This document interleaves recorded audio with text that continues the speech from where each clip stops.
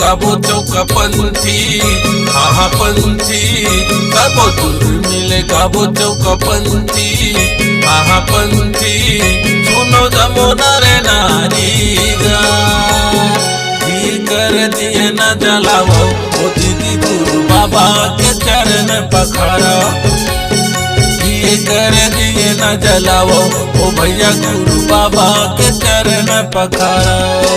सब दूर मिले गाबो चौका पंथी, आहा पंथी सब दूर मिले गाबो चौका पंथी, आहा पंथी सुनो जमुना रे नारी गा कर दिए न जलाओ ओ दीदी गुरु बाबा के चरण पखारा, कर दिए न जलाओ ओ भैया गुरु बाबा के चरण पखारा।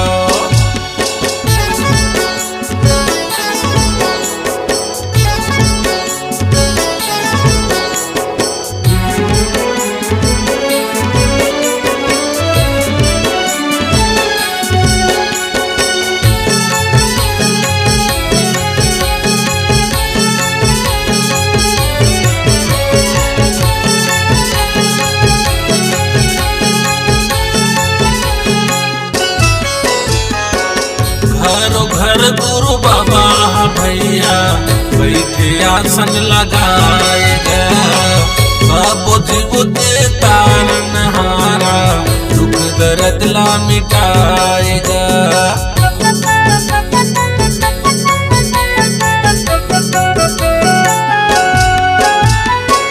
घरों घर गुरु बाबा भैया बैठे आसन लगाएगा, सब जीव के तारन हारा दुख दर्द ला मिटाएगा।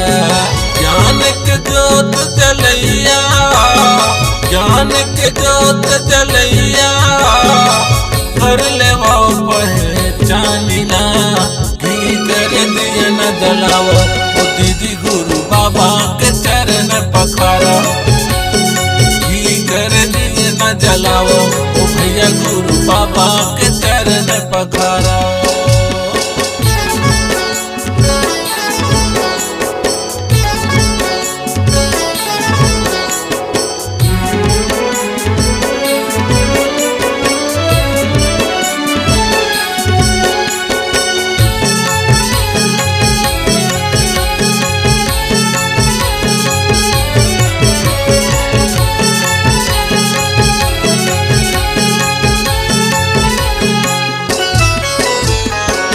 लौंग इलायची बंगला पान फल भेंट चढ़ावोगा, चरण अमृत घूट के पानी जमुझन ला पिलावोगा।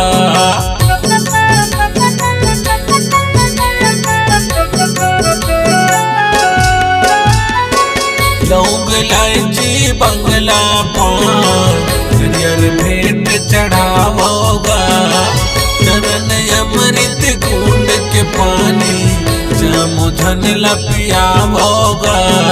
आशीर्वचन देवैया, आशीर्वचन देवैया गुरु घासी के पानी गा, घी कर दिए न जलाओ ओ दीदी गुरु बाबा के चरण पखारा, घी कर दिए न जलाओ ओ भैया गुरु बाबा के चरण पखारा।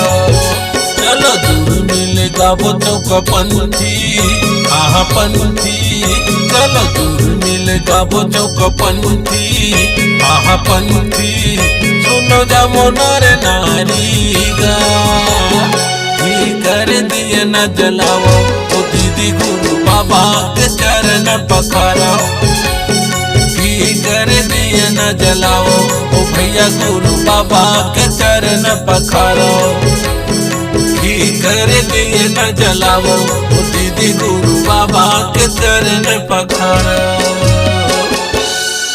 नमस्कार दोस्तों, नए नए छत्तीसगढ़ी गाने सुनने और देखने के लिए हमारी वीणा म्यूजिक को सब्सक्राइब करें और बेल आइकॉन के बटन को क्लिक करें।